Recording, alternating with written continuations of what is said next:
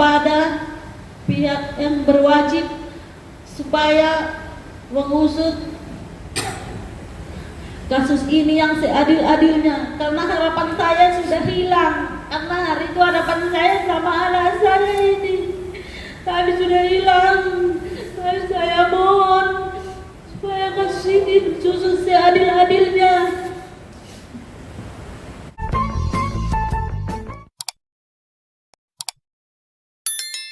Selamat pagi kawan-kawan, selamat pagi rekan-rekan dari LBH Medan dan juga KPAI serta Kemen PPA.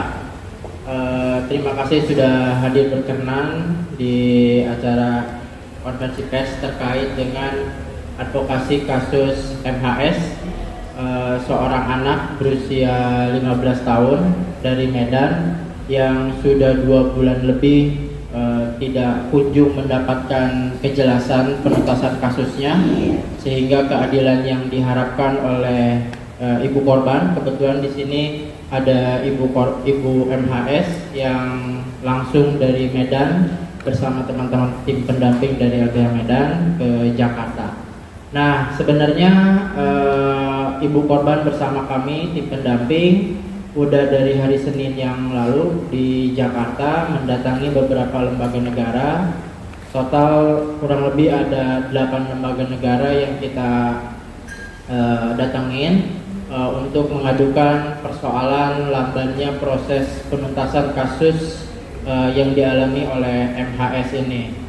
Mungkin sekilas, MHS seorang anak yang 15 tahun itu merupakan korban kekerasan yang melibatkan aparat.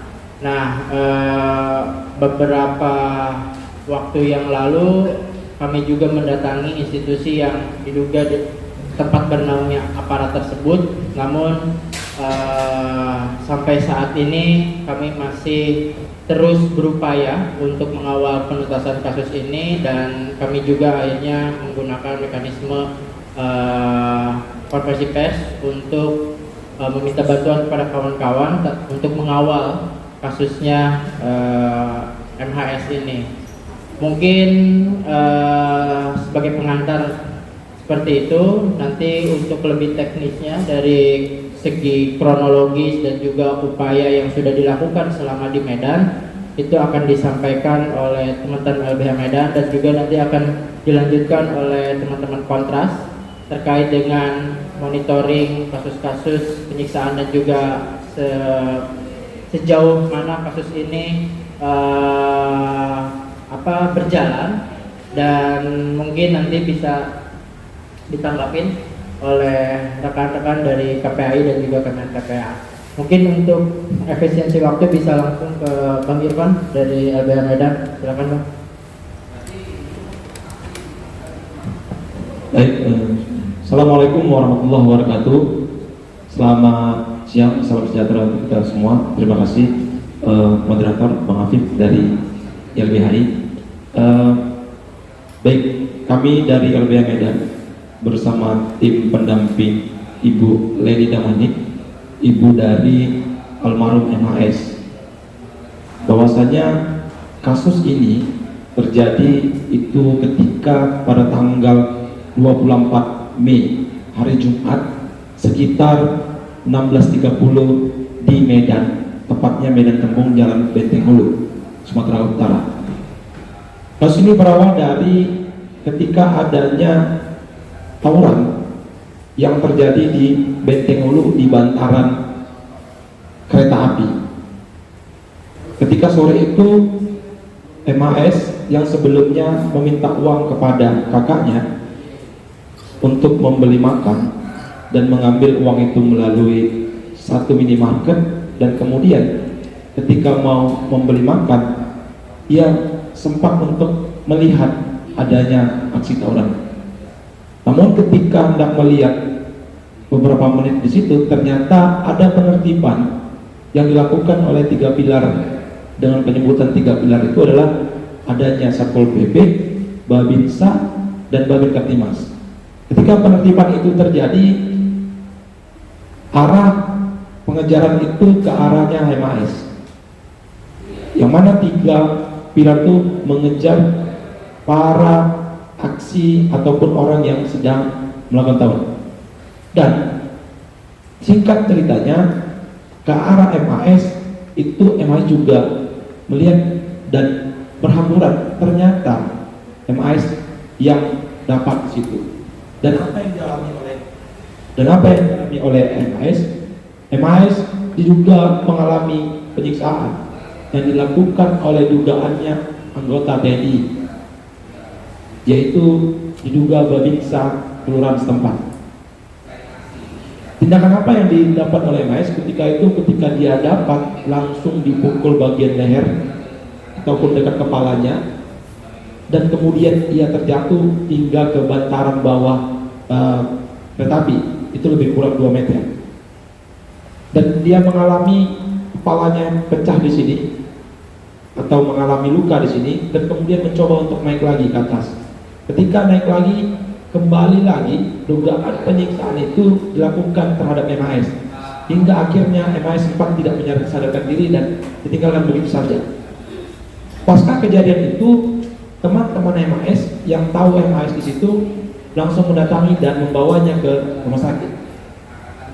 Ketika dibawa ke rumah sakit, tepatnya itu di Klinik Wahyu, di situ dilakukan tindakan kedokteran, yaitu melakukan perban kepala MAS dan mengambil tindakan pemeriksaan lainnya. Selanjutnya, MAS itu karena kepala sudah diperban dan diberikan obat, tangan kakinya juga lecet juga, kemudian dibawa pulang ke rumah. Namun ketika pulang ke rumah, ternyata MAS merasakan sakit yang sangat luar biasa. Bagian dadanya ini merasakan sakit semuanya. Bahkan dari keterangan saksi yang tukang urut saksi dua, dia tidak bisa lagi didudukkan. Sampai dia pulang ke rumah, badannya merasa sakit sekali, tidak bisa duduk, dia hanya selonjoran saja atau berbaring. Kemudian inisiatif teman-temannya memanggil tukang urut, kalau di Medan disebut tukang busuk. Dipanggil, yang rupanya juga ada hubungan dekat dengan keluarga, dengan bahasa bau. Dipanggil dan dilihat keadaan MAS. Ditanyakan, kenapa kamu seperti ini?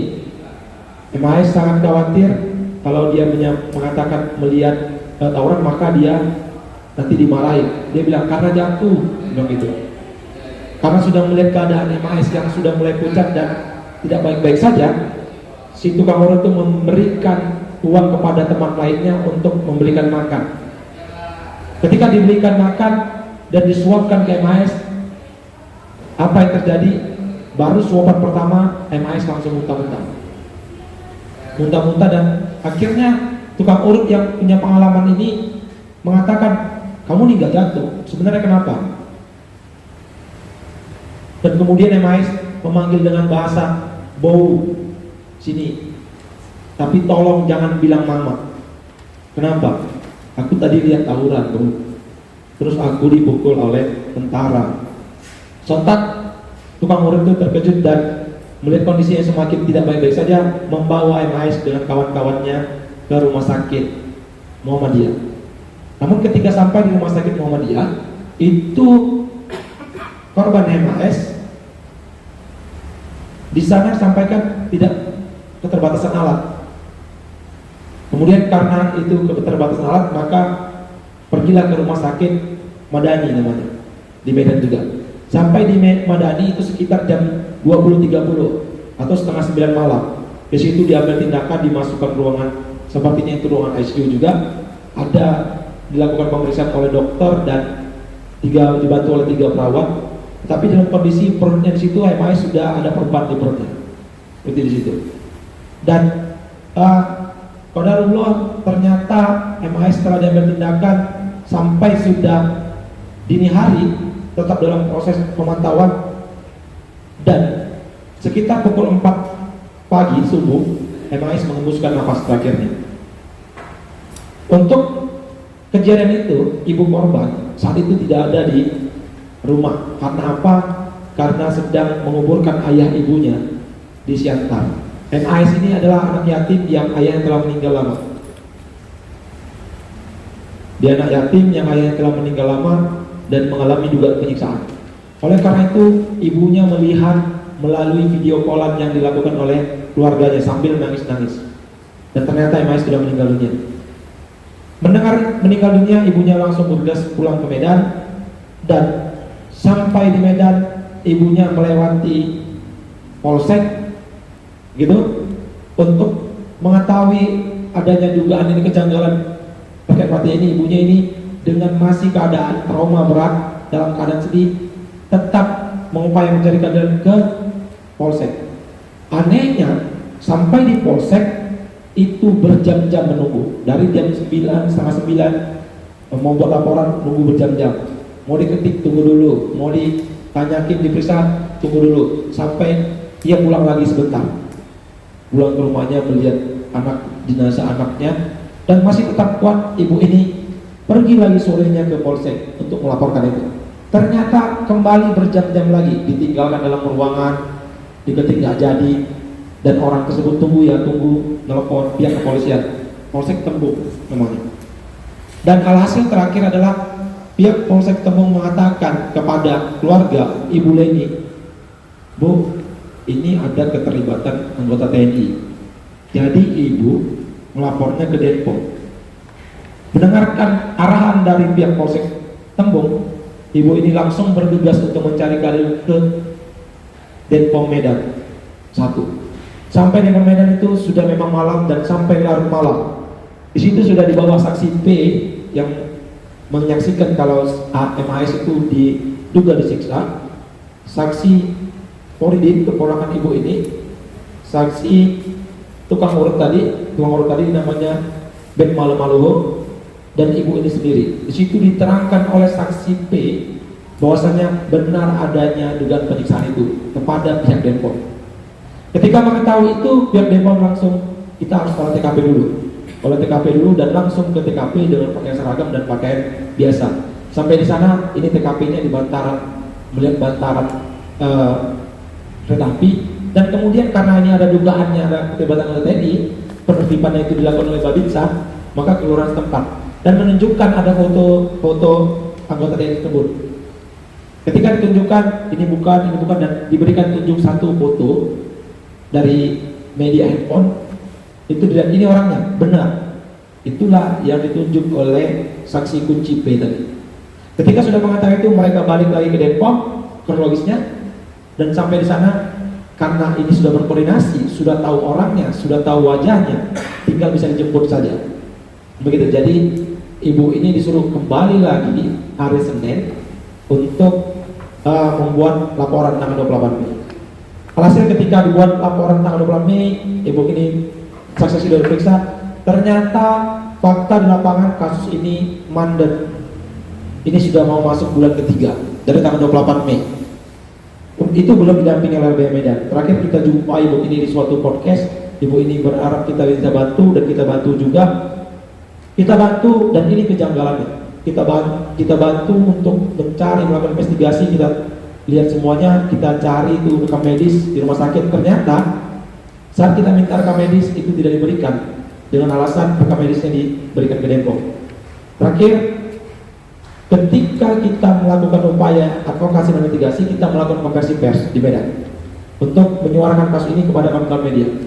Anehnya ketika kita konversi pers di Medan, itu kita didatangi 4 anggota TNI dari pengakuannya dari Kodam Satu Bukit Barisan. Anehnya 4 anggota TNI berbaju biasa, tidak seragam, dan mau ikut dalam konversi pers kita. 2 datang sebelum konversi pers 5 menit maju, kita salami, tanya dari Kodam, dan kita minta KTA-nya itu mau diberikan. Terakhir dia mendapatkan telepon, tidak jadi diberikan. Gak lama kemudian 2 anggota TNI itu keluar.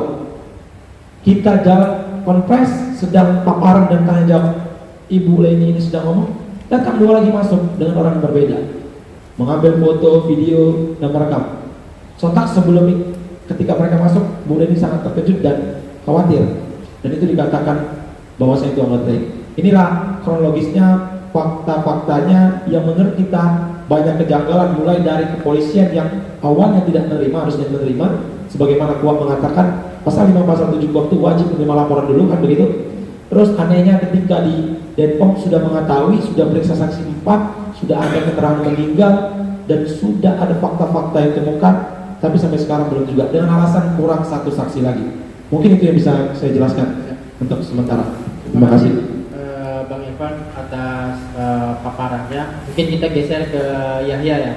Yahya, apa respon kontras sendiri dan juga apa temuan-temuan yang yang dihadapi selama proses kasus ini berjalan sampai sejauh ini? Silakan. Oke, baik, terima kasih sebelumnya. Kami dari Komisi untuk Orang Hilang dan Korban Tindak Kekerasan mengecam dengan keras segala macam bentuk kekerasan ataupun juga penyiksaan terhadap masyarakat sipil yang dilakukan baik oleh aparat penegak hukum ataupun juga oleh aparat militer begitu. Tadi sudah panjang lebar dijelaskan oleh Bang Irfan begitu ya. Ini pun juga sejalan dengan hasil temuan yang Kontras lakukan atau Kontras pantau selama ini begitu, bahwa adanya kultur kekerasan di aparat militer itu masih menjadi sebuah penyakit yang kronik begitu. Bagaimana kan yang kita tahu bahwa memang di dunia militer itu mungkin sebuah bentuk kedisiplinan atau sebuah bentuk penghukuman itu dilakukan dengan tindak-tindakan kekerasan begitu kan. Nah ternyata hal ini juga turut dibawa ke ranah sipil begitu. Selain itu juga kalau dari kronologi disampaikan oleh Bang Irfan tadi, korban yang sebetulnya adalah bukan merupakan masa tawuran, justru mendapatkan tindak penyiksaan yang kita duga ini dilakukan sebagai bentuk penghukuman begitu. Karena kami dari Kontras memantau setidaknya ada 2 faktor atau 2 alasan utama mengapa tindak kekerasan atau penyiksaan itu terjadi. Motif yang pertama adalah untuk mendapatkan pengakuan atau tidak mendapatkan pengakuan atau sebagai bentuk penghukuman begitu. Apa yang terjadi terhadap MHS itu kami duga adalah sebagai bentuk penghukuman. Kenapa? Karena MHS di sini apapun ditinggal saja oleh aparat TNI ini begitu. Yang diduga aparat TNI. Selain itu, berdasarkan pemantauan kami juga di sepanjang medio Mei 2023 hingga Juni 2023 hingga Mei 2024 ini setidaknya telah terjadi 60 peristiwa penyiksaan. Dari 90 penyiksaan tadi, 14 diantaranya merupakan anak-anak, korban anak-anak. Kalau kita bedah dari aktor, dari 60 itu ada 14 peristiwa yang dilakukan atau aktornya adalah anggota TNI. Bahkan dari hasil pemantauan kita itu ada sekitar 12 korban dan 7 korban lainnya meninggal dunia akibat tindak kekerasan atau penyiksaan yang dilakukan oleh anggota TNI. Begitu. Nah, sebetulnya bahkan kalau kita melihat dari konstruksi hukum, TNI ini punya aturan internal perihal pencegahan tindak pidana penyiksaan, yaitu Perpang, Peraturan Panglima TNI nomor 73 garis miring 9 Romawi garis miring 2010 begitu. Situ sudah ada sebetulnya. Namun kembali karena alih-alih untuk melaksanakan aturan tersebut, karena minimnya mungkin pengetahuan atau adanya kultur kekerasan tersebut, tindak-tindakan kekerasan ini masih terus terjadi hingga sampai saat ini.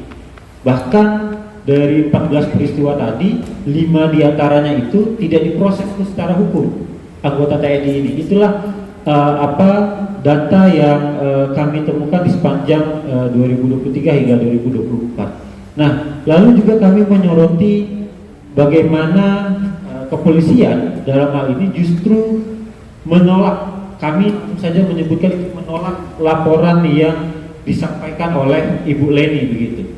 Bahwa kita sudah tahu semua tindak pidana umum itu seharusnya diadili melalui peradilan umum, begitu, tidak melalui peradilan militer.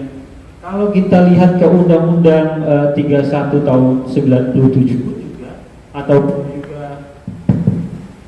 juga di Undang-Undang 34 tahun 2004 itu kan sudah dijelaskan bahwa aparat TNI yang melakukan tindak pidana umum tunduk terhadap peradilan umum, begitu. Kalau melakukan tindak pidana militer, maka akan diadili melalui peradilan militer. Nah, apa yang dilakukan oleh terduga pelaku dari TNI ini merupakan tindak pidana umum, penganiayaan atau penyiksaan yang menyebabkan korban meninggal dunia, begitu.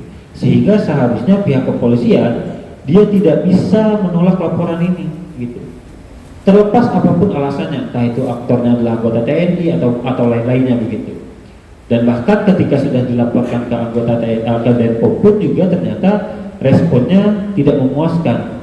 Dan bahkan yang seharusnya menjadi tugas mereka untuk mencari saksi, untuk memeriksa saksi, hal tersebut justru dilimpahkan kepada korban, kepada ibu korban, yang dimana justru pihak keluarga lah atau pihak pelapor lah yang harus kembali menghadirkan satu saksi untuk kasus ini dapat dinaikkan menjadi tahap penyidikan, begitu ya. Jadi kami melihat adanya ketidakseriusan atau adanya hal-hal yang coba ditutupi oleh militer begitu ataupun juga aparat penegak hukum dalam kasus ini. Yang pada kami duga ini sebagai perlindungan terhadap pelaku yang pada akhirnya kembali menciptakan rantai-rantai impunitas begitu. Karena itu tadi bahkan dari pemantauan kami 14 peristiwa penyiksaan oleh aktor TNI, 5 diantaranya tidak diadili.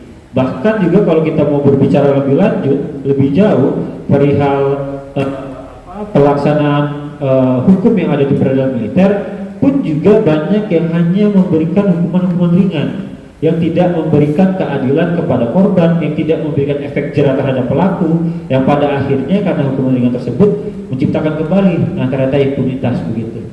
Itu mungkin respon kami begitu ya dari peristiwa ini. Lalu juga saya menambahkan bahwa dari peristiwa ini juga karena MHS adalah merupakan anak begitu ya, di Undang-Undang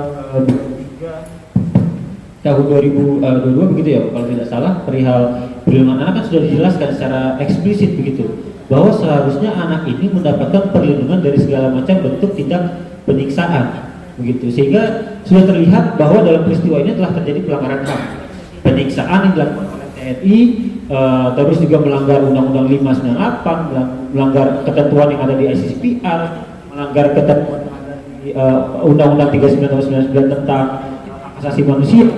Bahkan apa yang dialami oleh Bu Leni sekarang untuk mendapatkan keadilannya juga direbut begitu, dilanggar dengan proses yang begitu lama, proses yang dipimpin oleh satu instansi ke instansi lain, itu kan sebetulnya melanggar ketentuan dalam pasal 17 Undang-Undang 39 begitu, hak untuk mendapat keadilan baik itu secara prosedural ataupun juga substansi begitu, sehingga peristiwa atau fenomena pelanggaran HAM yang terjadi pada kasus penyiksaan terhadap FHS.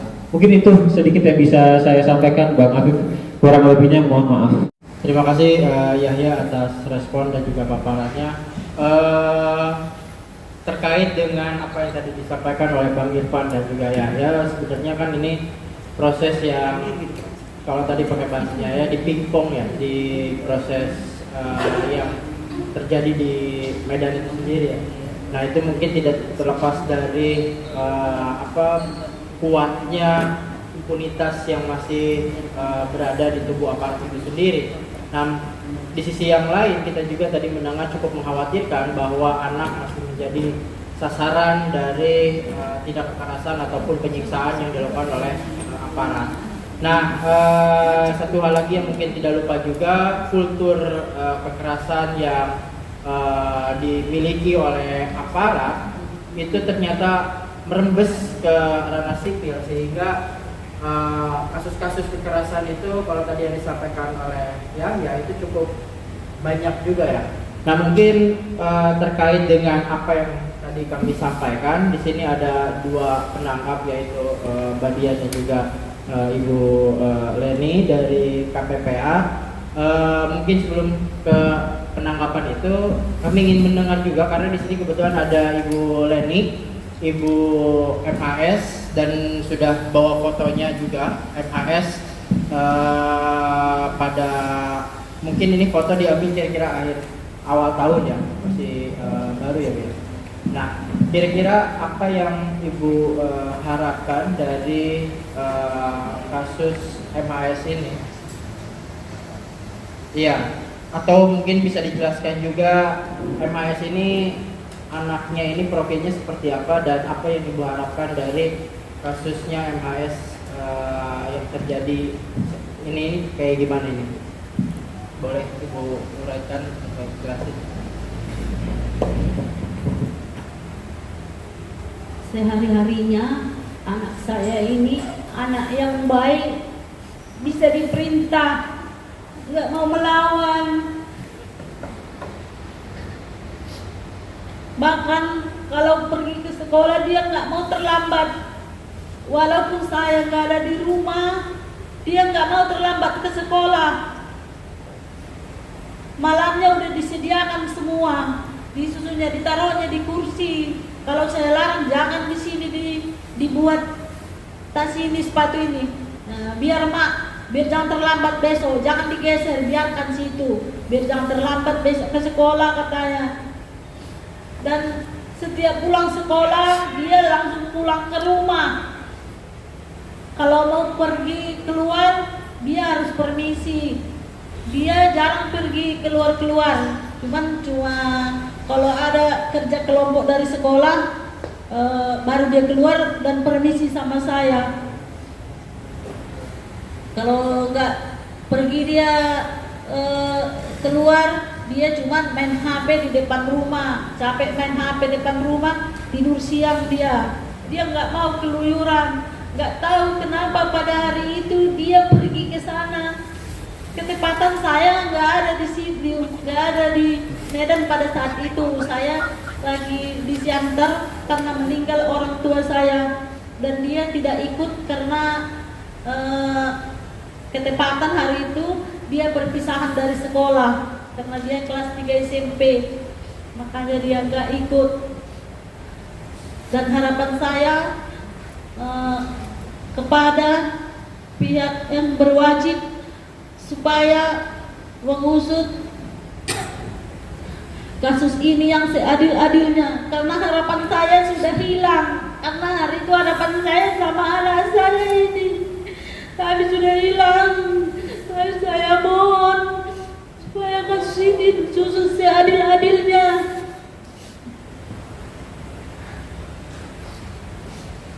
Udah sekian.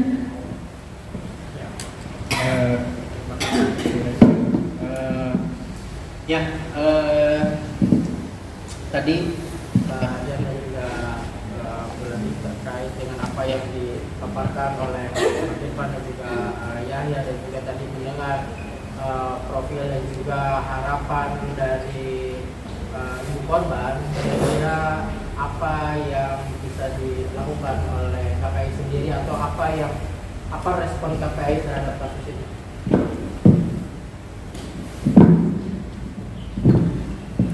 Ya, terima kasih.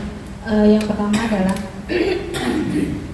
kami di KPI sangat mengutuk keras ya semua upaya tindakan kekerasan terhadap anak, apapun alasannya, apapun kejadiannya, tidak dibenarkan satupun sekalipun siapapun melakukan kekerasan terhadap anak, apalagi sampai meninggal dunia. Satu kasus anak hingga dia meninggal itu harus dituntaskan hingga benar-benar tuntas, hingga benar-benar selesai, hingga anak meskipun sudah tiada tetap harus mendapatkan keadilan.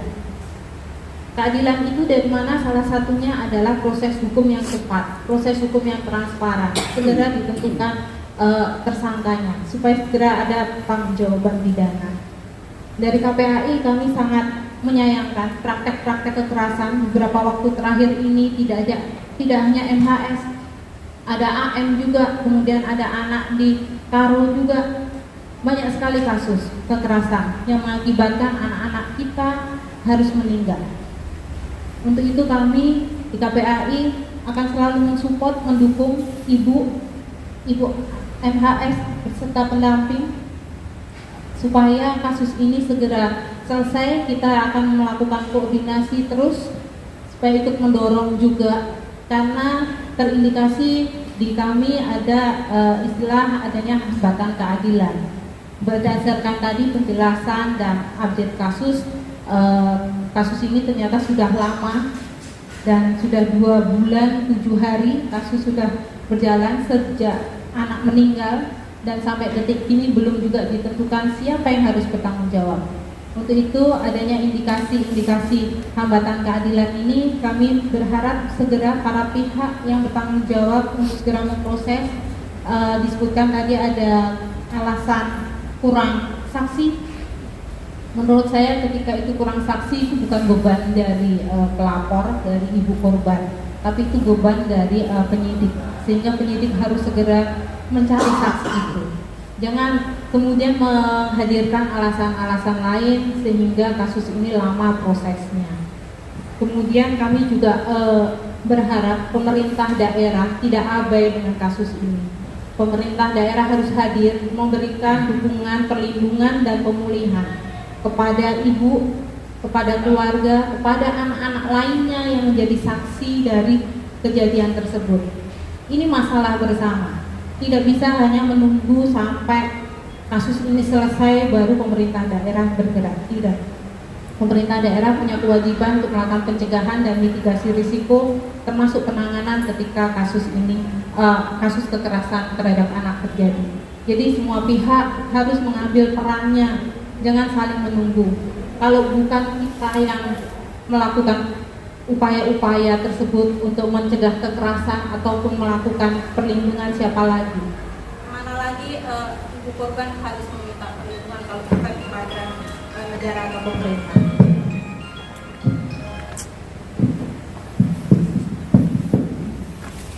Dan kami berharap sekali ini menjadi kasus yang terakhir. Data dari Kontras 14 anak mengalami penyiksaan, jangan bertambah lagi. Karena satupun anak tidak ada yang berhak menjadi kekerasan, mengalami kekerasan. Itu sangat menyakitkan, membuat perih hati siapa saja. Apalagi melihat wajah anak MHS yang masih saatnya tumbuh kembang menjadi kebanggaan keluarga. Nah ini makanya kita hadir di sini untuk sama-sama mendukung Ibu Leni sebagai orang tua dari MHS supaya semangat untuk terus mencari keadilan untuk anaknya, dan pemerintah harus hadir memberikan keadilan itu. Tidak ada kata tapi lagi dan penundaan. Kita harus segera memberikan keadilan kepada MHS yang sudah tiada. Terima kasih. Terima kasih Mbak Dian atas responnya. Mungkin saya geser ke Ibu Lani dari Kementerian PPA sebagai asisten deputi. Mungkin bisa ditanggapi apa respon dari KPPA sendiri terkait dengan kasusnya MHS ini. Silakan Bu. Assalamualaikum warahmatullahi wabarakatuh. Selamat siang teman-teman semua dan Ibunda. Yang pertama tentunya kami dari Kementerian Pemberdayaan Perempuan dan Perlindungan Anak prihatin dan bela sungkawa terhadap kejadian hingga meninggal dunianya Ananda MHS. Dan ini sebenarnya seperti tadi yang disampaikan oleh teman-teman semua bahwa bukan terjadi kasus yang pertama kali gitu ya. Bahkan Kementerian Pemberdayaan Perempuan dan Perlindungan Anak mencatat ada Januari sampai Juli 2024 ini kekerasan fisik terhadap anak itu ada 390 kasus dengan 428 anak korban, yang diantaranya tentu ada kasus-kasus dugaan penyiksaan oleh aparat penegak hukum. Nah, yang tadi sudah disampaikan secara detail oleh Kontras juga, yang ditangani Kontras ada beberapa kasus yang dilakukan penyiksaan oleh terduga aparat penegak hukum. Nah, tentu ini menjadi perhatian bagi kita semua untuk melihat bagaimana kasus ini bisa terjadi, gitu ya. Yang pertama itu dulu, bahwa ada hal-hal yang harus dipandang secara kompleks melihat kasus ini terjadi. Misalnya, anak berada pada situasi yang rentan dan bahaya, tentu perlu adanya pengawasan dan pengaturan gitu ya, penguatan terhadap anak itu sendiri agar tidak berada pada situasi yang rentan dan berbahaya. Meskipun kita tahu bahwa situasi yang rentan dan bahaya ini pasti akan ada terus gitu ya di sekitar anak. Bahkan sekarang orang tua juga udah mulai berpikir gitu ya, jangan sampai anak itu mau keluar aja jadi takut atau was-was gitu. Tentu kita nggak ingin situasi itu terjadi. Tentunya kita ingin menciptakan lingkungan yang aman dan nyaman agar anak-anak juga bisa tumbuh kembang secara optimal. Nah, dalam hal ini negara punya program gitu ya terkait dengan lingkungan, menciptakan lingkungan yang aman dan nyaman. Nah, apabila terjadi situasi-situasi yang rentan dan bahaya, tentu ada hal-hal yang perlu dilakukan, baik itu dari sisi keluarga, sisi anak yang menjadi korban, dan juga dari sisi pengaturan atau regulasi ketika adanya kasus atau situasi yang rentan bahaya ini. Misalnya, bila anak berada pada situasi yang rentan seperti itu, apakah diperbolehkan gitu ya, dugaan aparat penegak hukum melakukan situasi yang nggak menyenangkan atau melakukan penyiksaan terhadap anak? Tentu kan itu nggak dibenarkan gitu ya. Nah, ketika ada anak berada pada situasi yang rentan, kita harus memandang bahwa kita harus melindungi anak terlepas dari apakah anak itu berkonflik atau justru anak itu adalah korban. Seperti yang disampaikan tadi, dugaan kronologisnya anak ini tidak ada dugaan melakukan apapun, dia hanya berada pada saat itu di minimarket dan ibaratnya naas gitu ya, terjadi kasus ini gitu.